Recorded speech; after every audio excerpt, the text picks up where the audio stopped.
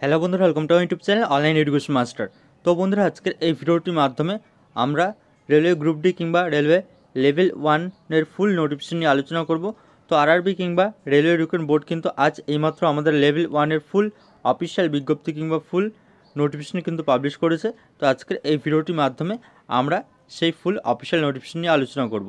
তো এখানে আমাদের কোন আরআরবি, কলকাতা সহ কোন আরআরবিতে কতগুলো ভ্যাকেন্সি রয়েছে, এর সাথে সাথে এখানে আমাদের লেভেল 1 কিংবা রেলওয়ে গ্রুপ ডিতে আবেদন করতে হলে কী শিক্ষাগত যোগ্যতা কিংবা কোয়ালিফিকেশন লাগবে, এর সাথে সাথে এখানে এজ লিমিট কী রয়েছে, সিলেবাস কী রয়েছে, তো সেই সব কিছু ডিটেলস নিয়ে আজকের এই ভিডিওটির মাধ্যমে আমি এক এক করে আলোচনা করতে চলেছি। তো সেই জন্য আপনার ভিডিওটিকে একদমই স্কিপ করবেন না। এছাড়া আপনার চ্যানেলটিতে নতুন হয়ে থাকলে অবশ্যই আপনার চ্যানেলটিকে সাবস্ক্রাইব করে রাখবেন এবং আপনারা আমাদের টেলিগ্রাম চ্যানেলে জয়েন হয়ে যাবেন। তো সেই টেলিগ্রাম চ্যানেলের লিঙ্ক এই ভিডিওর নিচে ডেসক্রিপশন বক্সে দেওয়া রয়েছে। তো সেখানে কিন্তু আপনারা অফিসিয়াল পিডিএফ কিংবা নোটিফিকেশনটি পেয়ে যাবেন। তো চলুন আর দেরি না করে আজকের এই নতুন ভিডিওটি শুরু করা যাক। তো বন্ধুরা, ইতিমধ্যেই কিন্তু আপনারা দেখতে পাচ্ছেন, তো এটি হলো আমাদের রেলওয়ে গ্রুপ ডি কিংবা রেলওয়ে লেভেল 1 পোস্টের নতুন বিজ্ঞপ্তি। তো এখানে সবার উপরে বলে দেওয়া রয়েছে যে government of India, ministry of railways, railway recruitment board. তো এখানে detail centralised employment notification number দেওয়া রয়েছে CN 8/2024। তো এখানে আমাদের 23 তারিখ থেকে কিন্তু 23শে জানুয়ারি থেকে আমাদের অনলাইন অ্যাপ্লাই কিন্তু শুরু হচ্ছে। তো আমরা শর্ট অফিসিয়াল নোটিফিকেশনে অলরেডি জেনেছি। তো আজ কিন্তু এইমাত্র আমাদের ডিটেল অফিসিয়াল বিজ্ঞপ্তি কিন্তু প্রকাশিত হয়েছে। তো এখানে CN centralised employment notification number দেওয়া রয়েছে। ইম্পর্টেন্ট ডেটস অ্যান্ড টাইমলাইন এখানে বলে দেওয়া রয়েছে। Date of indicative advertisement 28/12/2024। তো এর পরবর্তীতে ডেট অফ পাবলিকেশন রয়েছে এবং তার পরবর্তীতে অনলাইন ওপেনিং ডেট 23/1/2025 থেকে কিন্তু অনলাইনে আবেদন শুরু হচ্ছে।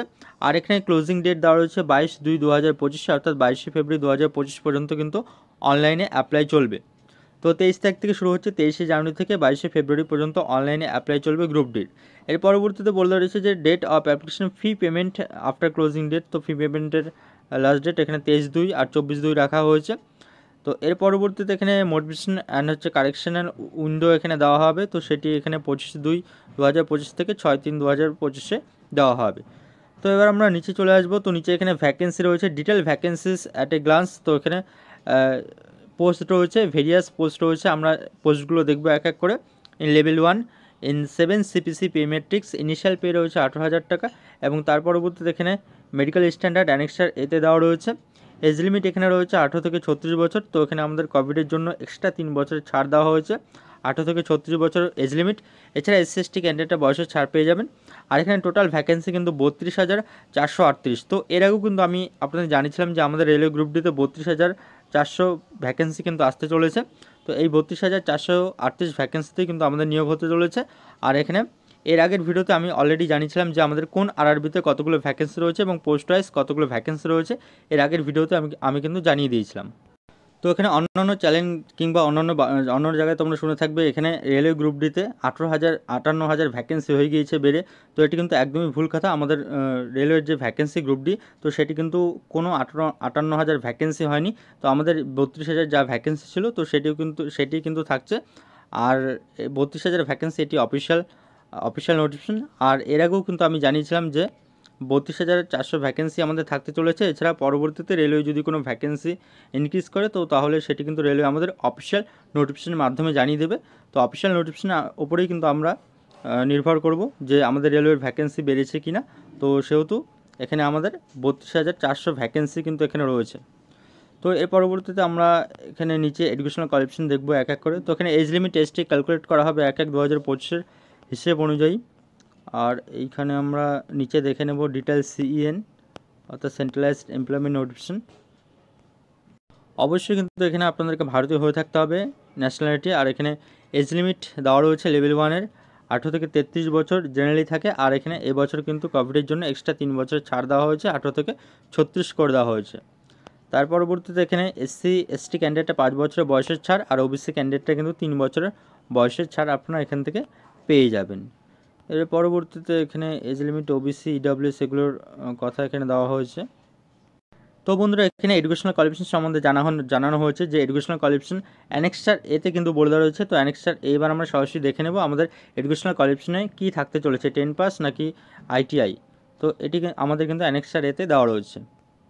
তো বন্ধুরা, ইতিমধ্যে কিন্তু আপনারা দেখতে পাচ্ছেন। তো এবার আমরা সরাসরি চলে এসেছি অ্যানেক্সার এতে। তো এখানে উপরেই বলে দেওয়া রয়েছে যে অ্যানেক্সার এ। তো অ্যানেক্সার এতে এডুকেশনাল কোয়ালিফিকেশন দেওয়া হয়েছে।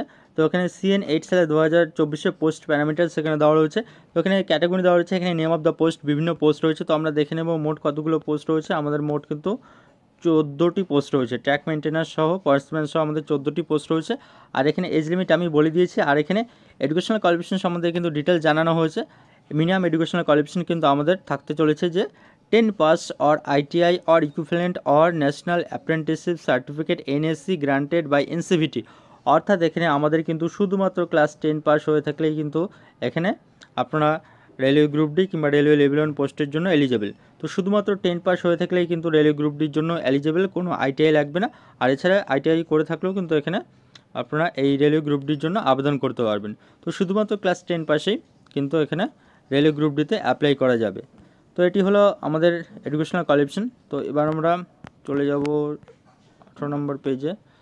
তো সেখানে আমরা এডুকেশনাল কোয়ালিফিকেশন অ্যান্সার এতে দেখে নিলাম। তো বন্ধুরা এবার আমরা কিন্তু এক্সামিনেশন ফি দেখে নেব।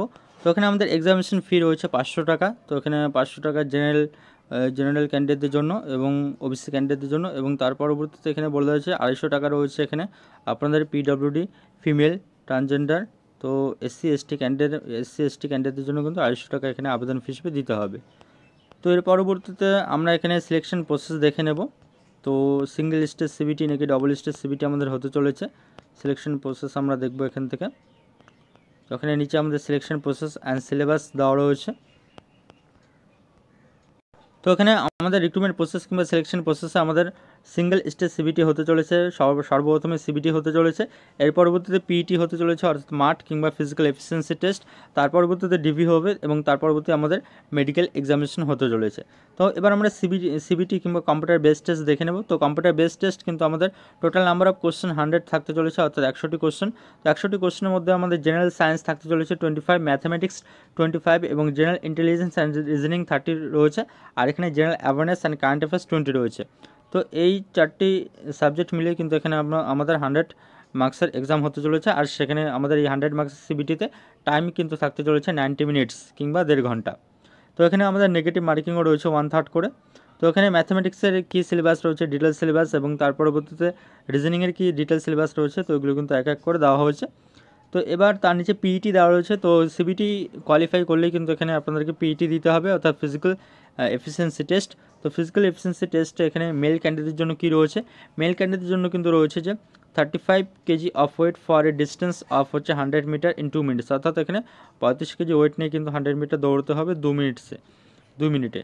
তো এর সাথে সাথে এখানে বলে রয়েছে যে এবং রানও রয়েছে, 1000 মিটার রান রয়েছে 4 মিনিট 15 সেকেন্ডে। এবং তার পরবর্তী ফিমেল ক্যান্ডিডেটের জন্য রয়েছে 20 কেজি ওয়েট নিয়ে কিন্তু এখানে 100 মিটার দৌড়তে হবে 2 মিনিটে। এবং তার সাথে এখানে ফিমেল ক্যান্ডিডেটের জন্য 1000 মিটার রান রয়েছে, তো সেটি 1000 মিটার রান কমপ্লিট করতে হবে 5 মিনিট 40 সেকেন্ডে।